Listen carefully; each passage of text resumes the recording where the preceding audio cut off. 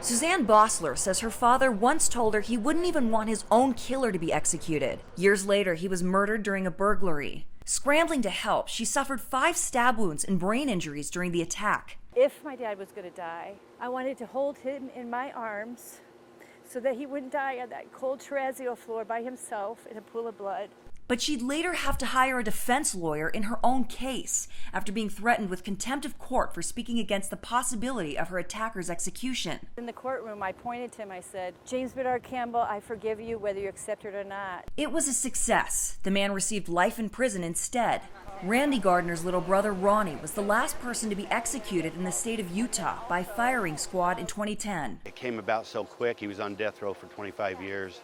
At that point, we never thought he'd be executed. He says they were given only 60 days to prepare. Honie claims he was heavily influenced by his drug and alcohol use to commit the attack, which Death Penalty Action says is common amongst death row inmates. Most people who commit murder, most people who commit terrible crimes, with the right kind of supports and re-entry, can be productive citizens again. Want to be the only crew that gets the bishop on camera?